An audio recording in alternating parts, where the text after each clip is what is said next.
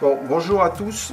Je vais vous faire une vidéo qui est la suite de la première vidéo qui s'appelait Covid manipulation sans fin. Et cette vidéo là maintenant présente va être consacrée au fait de démontrer que toute cette opération du Covid, on est en train d'assister en fait à une opération, une stratégie de prise du pouvoir pour installer un État policier et une dictature.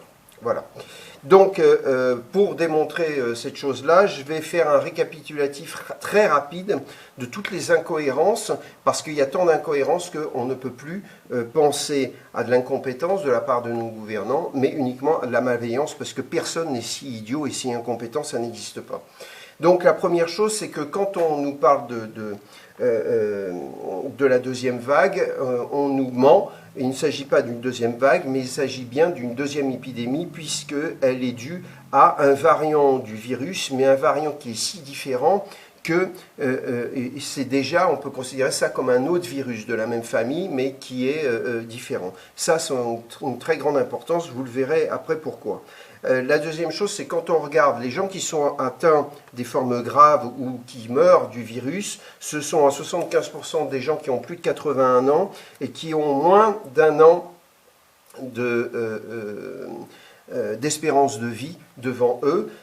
Et le reste, donc à peu près 25%, ce sont des gens de plus de 65 ans qui eux aussi ont moins d'un an d'espérance de vie, et seulement 2% des gens qui sont morts du virus ont moins de 65 ans. Voilà. Et en général, ce sont des gens qui sont atteints de comorbidités très graves. Donc on voit bien que quand on applique ça à la totalité de la population française, ce qu'on vit n'a aucun rapport, n'est pas en rapport proportionnel à la gravité de la maladie, c'est n'importe quoi. Autre chose, le confinement, qui est donc vraiment la mesure préférée de nos gouvernants. On sait maintenant, après pas mal d'études, et que le confinement est une illusion, ça ne marche pas. Il suit la courbe, mais n'influe pas sur lui. D'ailleurs, il est impossible d'influer sur une courbe épidémique. Maintenant, c'est une chose qu'on sait.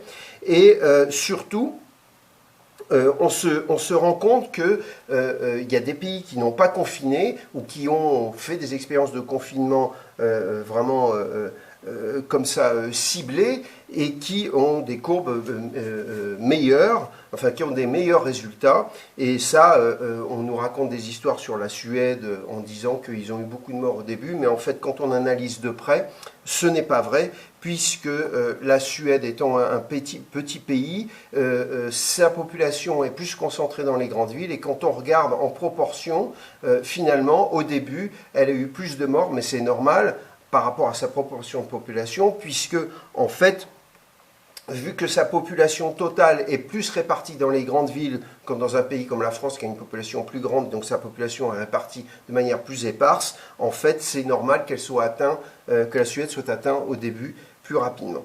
Voilà. Alors donc on a aussi des pays qui n'ont pas confiné, comme la Suède, Taïwan, Singapour, la Corée du Sud et d'autres pays qui prouvent que finalement en fait ils ont des résultats aussi bons, si ce n'est meilleurs, avec une mortalité inférieure en tout cas, et donc c'est encore une preuve supplémentaire que le confinement ne marche pas. À propos de l'hydroxychloroquine, alors bon, maintenant c'est prouvé, il y a des centaines d'études, contrairement à ce qu'on nous dit, qui prouvent que l'hydroxychloroquine marche, seulement il faut l'appliquer au bon moment, c'est-à-dire dès le début, et donc on refuse, et l'hydroxychloroquine est toujours interdite au traitement alors qu'elle marche, c'est ça, on le prouve, il y a plein de pays qui l'utilisent, hein, contrairement à ce qu'on dit, et que dans l'autre côté, en contrepoint, on veut vendre absolument le remdesivir. L'Union européenne a acheté 1 milliard de remdesivir, alors qu'on sait maintenant, et c'est prouvé par les études, que le remdesivir ne marche pas et qu'il est dangereux pour les reins. Donc on voit là qu'il y a un scandale évident financier. On a acheté un médicament qui ne sert à rien et qui est dangereux et qu'on impose aux hôpitaux. Voilà, donc c'est incroyable. Celui qui a révélé ça, c'est Raoult, il a déposé plainte. Hein. Sur les masques, on nous oblige à porter le masque dehors avec des amendes très lourdes. On oblige les enfants à porter des masques, alors que maintenant on sait que porter les masques dehors ne sert à rien. Il y a une étude danoise qui vient de le prouver. Hein. Ça ne sert uniquement qu'en milieu confiné. Et encore, si on sait s'en servir, c'est-à-dire si on ne touche pas le masque, voilà, on touche des objets, puis après on touche le masque. Si c'est ça, en fait, ça devient un objet dangereux, puisque c'est un objet qui concentre la contamination au lieu de protéger. Donc, voilà. Maintenant, sur la fabrication, l'origine du virus. Alors évidemment, quand on parle de la fabrication du virus en laboratoire, immédiatement, on se fait traiter de complotiste. Mais, en fait, on a de plus en plus de preuves. Alors l'investigation n'est pas terminée totalement, mais en fait, on a de plus en plus d'éléments qui prouvent que le virus aurait été fabriqué en laboratoire, puisqu'on y retrouve des séquences dans ce virus qui sont, qui, à l'endroit où elles sont ne peuvent qu'être faites en laboratoire, et on a retrouvé donc dans ces séquences, en fait, sont des séquences qui sont identiques à des brevets qui ont été déposés. Donc, regardez, je vous mets dans les sources plein de documents, et je vous mets les brevets, hein, pour que vous voyez que je ne raconte pas de bêtises. Évidemment, moi, tout ce que je dis, je le source. Hein. Alors, sur les vaccins, alors on parle des vaccins, là, maintenant, ça y est, c'est sorti. Alors, première chose, comme par hasard, Facebook a annoncé qu'il allait supprimer tous les contenus qui sont anti-vaccins. On se demande pourquoi. Hein. Les vaccins qui sont apparus, en premier lieu le Pfizer, et maintenant il y en a 2 autres, j'ai oublié les noms. Hein. Au moins 2 sont impliqués dans ces scandales financiers où donc il y a eu des délits d'initiés. Comme par hasard, les types vendent leurs actions, enfin bon, c'est des milliards. Hein. Alors, c'est des vaccins qui ne sont pas sûrs parce qu'ils ont été créés en moins de 8 mois, alors qu'en moyenne, un vaccin, c'est entre 5 et 10 ans pour le faire. Donc, il y a des phases des protocoles d'élaboration de vaccins qui n'ont pas été faites. On a eu quand même des épisodes avec des gens qui ont eu des problèmes. Hein. C'est des vaccins qui sont susceptibles de ne pas bien marcher parce que, et ça, il y a plusieurs professeurs qui le disent, pour qu'un vaccin marche, il faudrait qu'il prenne en compte tous les variants, hein, du virus. Or, ces vaccins ne prennent pas en compte tous les variants, donc c'est un peu comme les vaccins de la grippe. Si vous prenez le variant de l'année passée, eh bien, l'année suivante, vous n'allez pas être immunisé. Hein. De la même façon, ce sont des vaccins qui sont plus que... On va dire, on peut être très suspicieux à leurs égards, puisqu'ils utilisent une nouvelle technologie qui n'a jamais été testée, qui n'a jamais été utilisée, hein, qui est l'ARN, qui est basée sur la génétique, c'est-à-dire qu'on modifie votre génétique. C'est pas une blague, hein, voilà. Donc, et on veut qu'il soit obligatoire. On entend parler de plus en plus, alors qu'on n'est même pas sûr, avec tous ces doutes sur ces vaccins, on dit qu'on voudrait qu'ils soient obligatoires. On se demande pourquoi ils veulent nous inoculer des trucs qui sont pas sûrs, qui n'ont jamais été testés auparavant. Et en plus, on commence à parler de vaccins avec des nanoparticules dedans pour pouvoir tracer si on a été vacciné ou pas. Mais donc, voilà, bref, c'est du puçage d'êtres humains. Alors, ce n'est pas les vaccins qui sont apparus, mais on parle déjà de ça, donc on sait bien comment ça marche. Hein. On en trouve la porte, on met le pied dedans, puis après on l'ouvre complètement. Voilà, bon, on n'est pas complètement abruti. Alors, ce qui est terrible, c'est que là, on rentre dans des délires coercitifs complètement délirants. Hein. Alors bon, là, je vais vous montrer, il y a le journaliste Barbier, qui est vraiment, lui, c'est vraiment une engeance qui se permet de penser à des protocoles dignes de la Chine, la dictature chinoise. Donc, vous allez entendre ça. Ceux qui se méfient de ce qu'on leur inocule, ceux qui tombent souvent dans le complotisme, il faut être coercitif, mais plus malin peut-être qu'une obligation de type militaire. On ne va pas mettre les gens en prison. Eh bien, instaurons donc une règle. Si vous n'êtes pas vacciné, vous ne pouvez plus aller au restaurant, vous ne pouvez plus aller au théâtre, vous ne pouvez plus prendre l'avion. Vous êtes de vous-même retiré de la vie collective, vous êtes auto-confiné. Il faudra avoir son certificat de vaccination comme un laissez-passer pour être dans la société.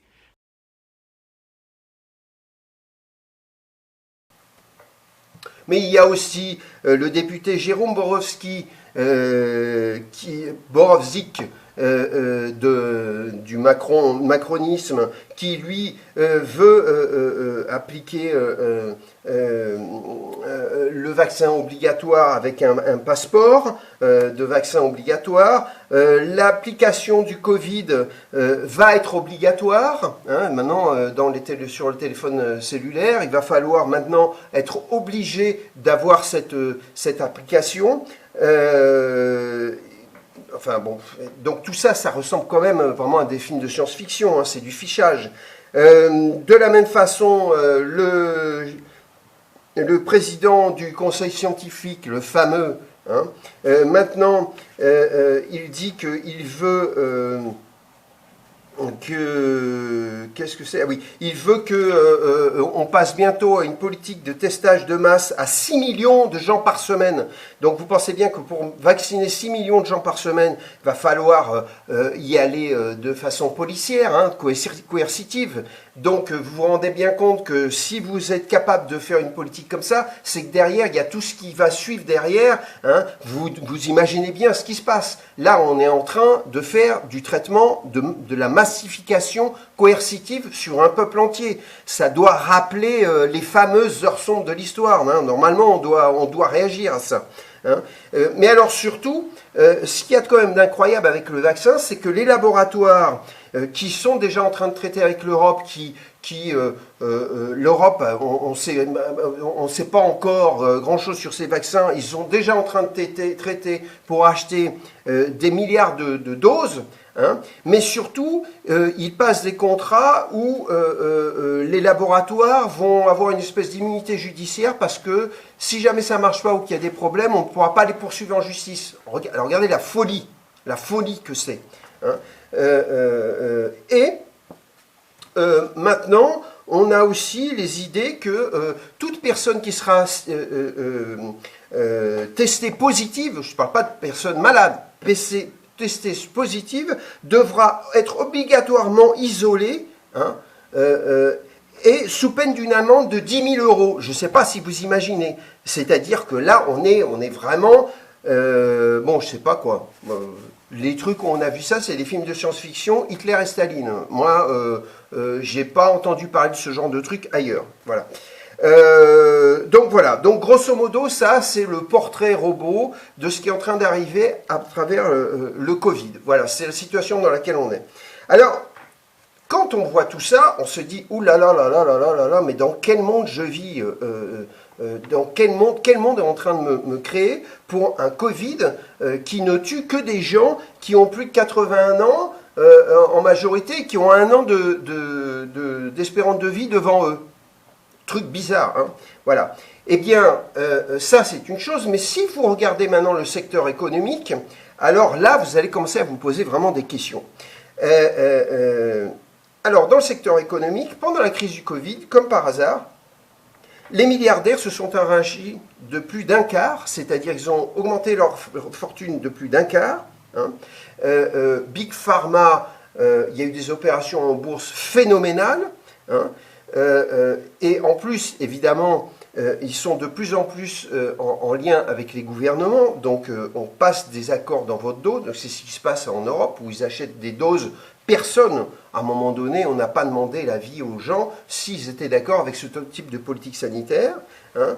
Mais dans le même temps, un quart des petites et moyennes entreprises en France vont aller au trou ou se retrouver en très grande difficulté. On sait que les aides de Macron et tout ça, ça ne sert à rien, puisque on sait que ça ne sert uniquement à ce que vous ne creviez pas de faim pendant les difficultés, mais ça ne va pas empêcher la mise en faillite de toutes ces entreprises. Voilà. Et donc, si on voulait détruire l'économie d'un pays, ben, on ne s'y prendrait pas autrement. Alors, je voudrais quand même vous rappeler, finalement, qu'est-ce qui a été fait en économie depuis 40 ans. Si vous regardez, hein, depuis 40 ans, grosso modo, depuis qu'a commencé la grande révolution mondialiste, hein, et alors voilà, les choses qui ont été qui ont été faites. La première chose, c'est qu'on a délocalisé les entreprises, pas que les grandes d'ailleurs, on a désindustrialisé. Alors, une fois qu'on a délocalisé, désindustrialisé, On a décidé qu'il fallait importer des gens, donc émigration massive, pour travailler dans nos usines, celles qui restaient, pour être compétitifs avec les pays dans lesquels on avait délocalisé nos entreprises. C'est pour vous dire l'intelligence de ces gens. Donc là où ils sont vraiment abrutis, où c'est vraiment malveillant, à vous de voir. Hein. Et donc, évidemment, à partir de ce moment-là, chômage, chômage, chômage. Bon, puisque on délocalise, désindustrialise, chômage, et puisqu'on fait venir des gens, des étrangers, ben, eux, les Français, pas de boulot, hein, et au fur et à mesure, là, on rentre dans un système infernal. Si vous regardez bien, comme par hasard, hein, on continue à avoir toujours plus d'émigrés, hein, on en reçoit en moyenne entre clandestins et légaux, on arrive à entre 300 et 350 000 par an, et c'est la fourchette basse. Hein. Pourquoi ? Il n'y a aucune raison logique, hein, mais on continue. Voilà, toujours plus de chômage, toujours plus de chômage. Et après, on rentre dans l'Europe, on remet notre souveraineté nationale, politique, de peuple, hein, à l'Europe. Et dans le même temps, on se rend compte que notre pouvoir d'achat baisse, l'euro devait être formidable, on a toujours plus de chômage, toujours moins de pouvoir d'achat, c'est toujours la crise économique ne fait qu'empirer tout le temps. On continue comme ça. Et puis enfin, la cerise sur le gâteau, comme on n'a pas complètement tout perdu, ce qui nous reste encore qu'on ne peut pas délocaliser ou démanteler, hein, eh bien, on ne va pas le protéger, donc on va faire de l'anti-protectionnisme et on va importer des produits qu'on fabrique parce qu'ils vont être moins chers. Voilà. Donc c'est le cas par exemple de l'agroalimentaire. Est-ce que la France a besoin d'importer de l'agroalimentaire? Non. Eh bien, si, ils vont faire ça. Et donc évidemment, eh bien, tous les petits producteurs, l'agriculture, vous savez, tout ce qui se passe en agriculture, c'est une catastrophe. Il y a un agriculteur qui se suicide tous les 2 jours. Enfin bon, bref. Et donc, quand on fait la totalité de tout ça, on nous parle d'une crise économique depuis 40 ans. Je vous pose une question. Est-ce que vous croyez que depuis 40 ans, toutes les mesures que ces gens ont prises sont des mesures qui combattaient cette crise? Voilà. Eh bien, un enfant de 10 ans répondra facilement, eh bien non, ils n'ont rien fait pour combattre cette crise, ils l'ont créée. Voilà. Donc là, c'est la même chose que pour le Covid. Impossible de penser à de l'incompétence, parce qu'on peut, pendant 5 ans, disant, ouais, effectivement, c'est planté, on croyait que le mondialisme, c'était un truc bien, compagnie et tout, mais en fait, non, en fait, c'est pas ça. Voilà, alors on peut leur dire, bon, bah, vous avez été très cons. Mais le problème, c'est qu'ils sont très cons depuis 40 ans, et puis là, ils augmentent. Voilà, c'est-à-dire que c'est encore pire. Donc là, on peut plus y croire, quoi. C'est plus possible. C'est vrai qu'on est des buses, mais quand même, il y a un moment donné où on se réveille, quoi. Voilà, donc, si vous voulez, depuis 40 ans, on vous balade, on vous prend vraiment pour des ânes. Alors maintenant, si on passe sur le domaine des libertés et du terrorisme, alors vous savez que depuis au moins 20 ans, pour être gentil, on a des problèmes avec le terrorisme. Et alors, qu'est-ce qui se passe très curieusement? À chaque fois qu'il y a du terrorisme, hein, eh bien, comme par hasard, on a une loi liberticide. Voilà. Et donc, c'est le cas là en ce moment. Il se passe quoi? On nous passe la loi sécurité globale. Alors, je vais vous en parler d'ici 5 minutes, mais ce qu'il faut voir, c'est que le terrorisme, est-ce qu'ils ont fait quelque chose pour le combattre? Est-ce qu'ils ont fait quelque chose pour combattre l'intégrisme musulman? Non. Toutes les mosquées, il y en a plus de 200 qui sont incriminées, et en fait, il y en a beaucoup plus, mais au moins ces 200. Est-ce qu'ils en ont fermé? Très très peu. Les fichiers S, il y en a plus de 12 000, donc 4 000 étrangers. Est-ce qu'ils les ont expulsés depuis tout le temps? Non. Là, ils parlent d'en expulser 231. Et encore, c'est pas fait. Ça fait maintenant plus d'1 mois qu'ils en parlent. On se demande ce qu'ils attendent. Voilà. Donc, en fait, terrorisme, on nous bassine avec ça. Hein, on nous bassine avec le séparatisme. Mais pourquoi ils font rien? L'État français, c'est un État très puissant, qui a une administration, une armée, une police. Tout cet État est un État très opérationnel. Ils ont fait quoi? Rien. Par contre, à chaque fois qu'il y a un acte de terrorisme, une loi liberticide. Alors maintenant, on va parler justement de la loi sécurité globale, dont le premier article, je ne sais plus si c'est 21 ou 24, a été voté. Alors cette loi sécurité globale, qu'est-ce qu'elle dit? Au prétexte de lutter contre le terrorisme, qui est une juste lutte, qui arrive bien tard, je trouve, sous ses formes, eh bien, on en profite pour faire passer des textes dont l'objectif n'a pas grand-chose à voir avec la lutte contre le terrorisme, mais tout à voir avec la lutte contre les oppositions politiques à ce pouvoir. On sait bien que, par exemple, l'interdiction de filmer et de diffuser des images de policiers de nature à les mettre en danger au plan physique et au plan psychologique, je veux dire, c'est une mesure pour empêcher que les violences policières puissent être filmées, les violences policières du type de celles qu'on a rencontrées dans le mouvement des Gilets jaunes et dans les manifestations contre les lois retraite. Il s'agit bien de ça. Malheureusement, il y a tout un tas d'autres articles qui sont tout aussi liberticides dans ce dispositif. D'ailleurs, je note que la défenseure des droits a effectivement critiqué ce texte et demandé le retrait d'un certain nombre de dispositions, mais elle ne s'est absolument pas arrêtée à l'article 24. Justement, elle a fait son devoir en pointant dans les autres articles les risques liés à la promulgation de ce texte. Il y a un autre article qui doit être mis à la votation d'ici peu, hein, qui autorise la surveillance de masse à travers le filmage, à travers des drones, hein, et à travers la technologie de reconnaissance faciale, hein, et l'utilisation de toutes les caméras qui existent déjà dans toutes les villes, et de pouvoir les relier au service de la police, aussi basé avec la technologie de reconnaissance faciale. Comment ça s'appelle ça? Ça s'appelle du fichage de masse, ça. Et qui fait du fichage de masse? Hein? Eh bien, les dictatures comme la Chine. Voilà. Donc là, on est quand même dans un délire pur. Voilà. Qu'est-ce que sont en train de faire ces gens? Qu'est-ce qu'ils sont en train de faire? Hein? Donc, comme par hasard, on ne fait rien sur le terrorisme. Chaque fois qu'il y a un élément terroriste, on vous passe une loi liberticide. Et là, on accélère le tout avec un état d'urgence sanitaire. On nous prend pour des cons, vraiment.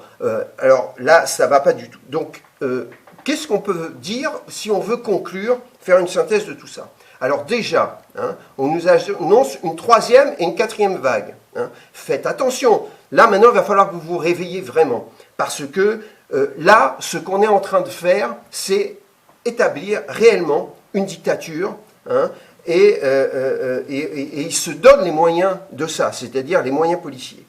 Donc, ce qu'il faut voir, c'est que dans le même temps de toute cette crise, hein, quand on regroupe tout, on a eu, comme par hasard, pendant cette crise du Covid, des déclarations des instances internationales qui sont très bizarres et qui vendent le fameux grand reset. COVID-19 crisis has shown us that our old systems are not fit anymore for the 21st century. It has laid bare the fundamental lack of social cohesion, fairness, inclusion, and equality. Now is the historical moment, the time, not only to fight the real virus, but to shape the system for the need for the post-corona era. The Great Reset is a welcome recognition that this human tragedy must be a wake-up call. As you rightly say, it is imperative that we reimagine, rebuild, redesign, reinvigorate, and rebalance our world.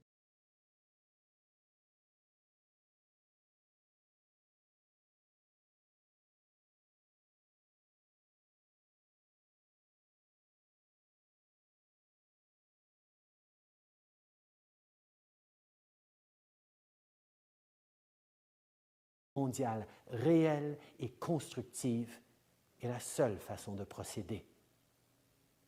Mais qui sommes-nous pour demander cela?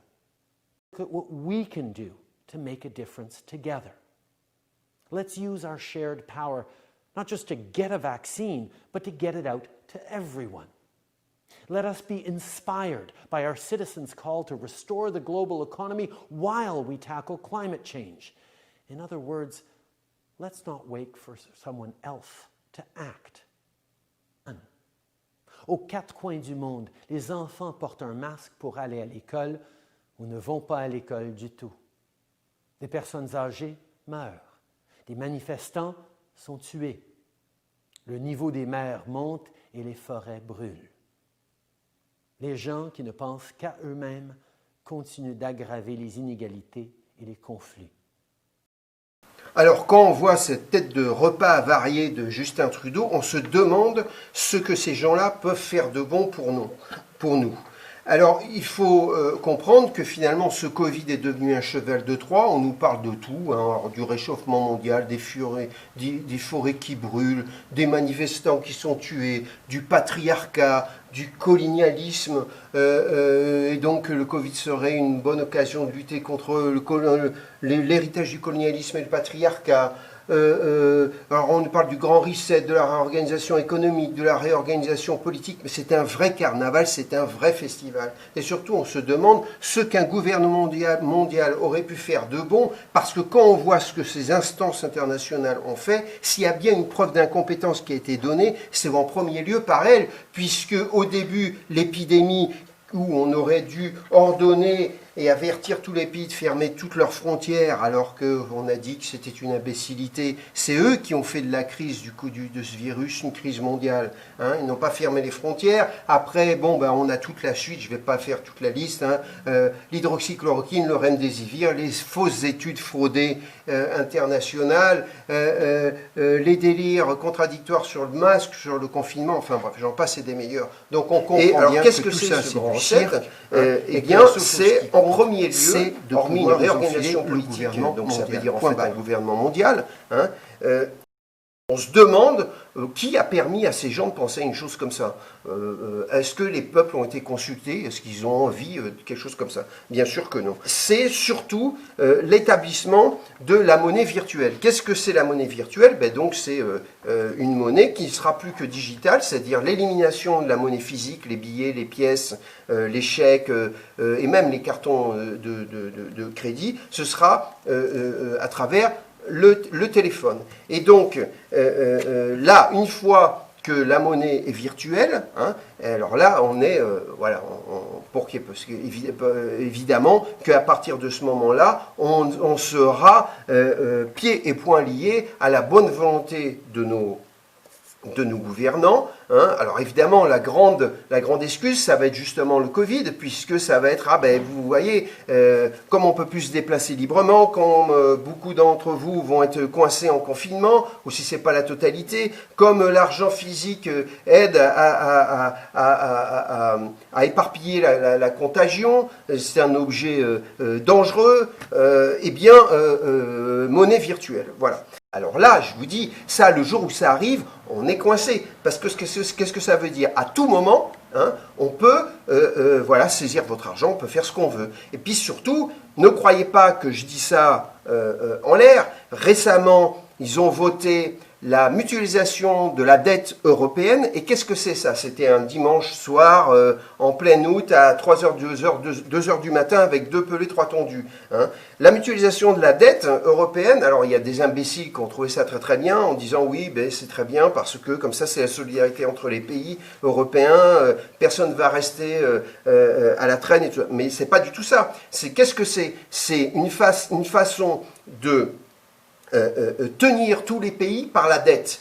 Et ça, c'est quoi? C'est dire, mon coco, si tu veux sortir de l'Union européenne, ça va te coûter un bras. Parce que maintenant que la dette est mutualisée, eh bien, vous vous rendez compte, c'est des sommes énormes. Donc, on imagine bien que ça va rendre de plus en plus difficile la sortie de l'Europe. Et puis, surtout, qu'est-ce que ça veut dire? Et c'est là où vous allez comprendre la cohérence avec la virtualisation de la monnaie, c'est que à terme, l'objectif, c'est donc de fonder l'Europe sur la dette. Et donc, qu'est-ce que ça veut dire? Ça veut dire que c'est vous qui allez payer la dette. Parce qu'évidemment que cette dette, elle va être éditée à travers des bons, du trésor, des choses comme ça, au niveau européen. Et donc, ça veut dire quoi? Qu'on a déjà passé des lois où le système bancaire est autorisé à taper dans la caisse, c'est-à-dire dans votre tirelire, dans votre compte bancaire, en cas de crash bancaire et compagnie. Et donc, donc voilà, le tour est joué. Donc vous avez monnaie virtuelle, possibilité de taper dans la caisse la vôtre, hein, mutualisation des dettes, hein, et où on vous explique que grosso modo, et ça tous les grands économistes vous le disent, ce qui est arrivé à la Grèce, ça va arriver à l'Europe entière. Hein. Donc qu'est-ce que vous êtes en train de vous annoncer? eh bien, on vous a annoncé le Covid, eh bien là, on vous annonce une crise financière de telle taille que on va vous payer, on va taper dans votre caisse, hein, et donc là, on vous tiendra. Et comme ça va être la monnaie virtuelle, vous allez être comme ça. Voilà. Donc ça, c'est l'ensemble dans lequel on vit. Donc là, maintenant, il va falloir arrêter de se poser des questions de complotistes, tout ça, parce que tout ce que je vous raconte là, ce n'est que des réalités. Hein, c'est une très belle théorie du complot, sauf qu'elle est juste vraie. Voilà. Alors, je vous rappelle que moi, je vous mets plein de documents. Alors, allez lire les documents que je vous mets. Sur tous les sujets que j'ai cités, il y a des documents, parce que je source tout ça. Donc, vous avez besoin de vous informer et d'étayer vos argumentations et de solidifier votre savoir pour comprendre à quelle sauce vous êtes mangé. Voilà. Donc, ce qu'il faut maintenant, c'est arrêter de discuter, arrêter de faire plein de blablabla sur Internet, arrêter de savoir si oui, mais non, mais peut-être tout ce que je vous ai dit est vérifiable. On vous annonce déjà la 3e et la 4e vague. Ça va durer combien de temps, ça? Voilà. Et je vais conclure sur quelque chose. N'oubliez pas qu'il existe ce qu'on appelle l'Euro-Gende fort. Qu'est-ce que c'est? C'est une police européenne qui a été faite pour maîtriser les mouvements populaires, les révoltes de masse. Hein, aujourd'hui, ils sont plus de 5000, je crois, d'ailleurs, même beaucoup plus. C'est quoi cette police? C'est une police dont personne n'entend parler. Hein, ce sont des soldats d'élite surarmés qui sont reliés aux services d'intelligence européens. Et, chose très grave, ils obéissent à la Commission européenne, ils n'obéissent à aucun gouvernement. Ils ont liberté totale, ils peuvent réquisitionner les locaux des armées de quelques pays. Ils peuvent s'installer quand ils veulent dans quelques pays de l'Union européenne. Et ils n'obéissent à aucun gouvernement, ni à aucun chef militaire. Ils n'obéissent qu'à la Commission européenne. Ça veut dire quoi, ça? C'est déjà une armée, une police du gouvernement mondial. Donc n'oubliez pas une chose. Toutes ces choses-là, tout ce que je vous décris, et surtout ce que je vous ai décrit sur l'économie, quel est l'objectif de tout ça, hein? Eh bien, c'est d'établir le gouvernement mondial. Or, pour établir le gouvernement mondial, il y a une chose qu'il faut réussir, hein? Il faut réussir à détruire l'Europe. Pourquoi il faut détruire l'Europe pour établir le gouvernement mondial? Parce que l'Europe est la seule zone du monde qui résiste par nature au pouvoir d'un gouvernement mondial, puisque c'est un ensemble de petits pays, plus de 30, hein, qui ont tous une culture différente, une identité très forte, hein, des économies fortes, et que l'ensemble de la zone européenne constitue la première économie mondiale. Donc évidemment c'est une zone qui est très forte de résistance. Donc pour détruire l'Europe, il faut deux choses. Et on l'a détruit en cassant son homogénéité culturelle, hein, et en cassant son économie. C'est ce qu'on fait. Et l'émigration ne sert qu'à ça. Elle sert à casser l'homogénéité de chaque pays. Comme ça, les peuples ne peuvent plus s'unir politiquement contre leurs dirigeants. Donc ça, c'est la situation rêvée pour des politiques qui veulent dominer le pays. Et c'est exactement ce qu'ils font. Et d'ailleurs, c'est ce qui s'est passé avec l'élection de Macron. Comme par hasard, quand on totalise la réalité des voix, du nombre de voix avec lesquelles il a été élu, hein, on n'arrive pas à 34%. Vous vous rendez compte, hein? Quand on totalise tout, hein, on n'arrive pas à 34% des votants français. Voilà. Donc c'est quand même incroyable. Voilà. De la même façon, vous n'avez qu'à regarder. Vous pouvez penser que, par exemple, deux partis qui sont très importants, comme celui de Mélenchon et celui de Le Pen, n'arrivent pas à totaliser chacun plus de 6 ou 7 députés.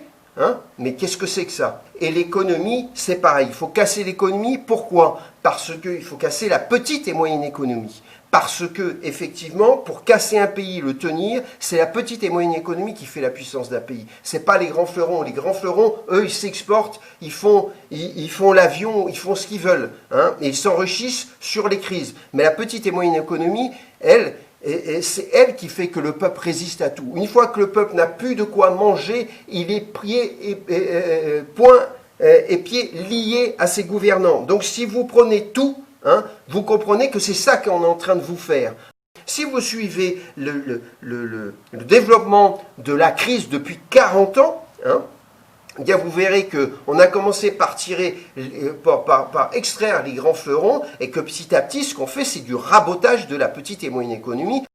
On est en train de vous esclavagiser. Et après ça, ils seront gentils, ils vous donneront le salaire universel. Et quand ils vous donneront le salaire universel, vous aurez là la preuve que vous n'êtes plus que des esclaves, des mendiants, et que vous serez obligés d'obéir à toutes leurs injonctions mais avoir droit à manger un peu de pain. Voilà la réalité. Voilà la réalité. La réalité est celle-ci. Donc, voilà, j'en termine ici. Je vous en prie.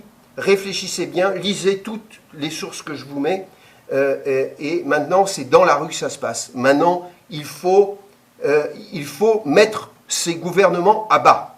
Voilà.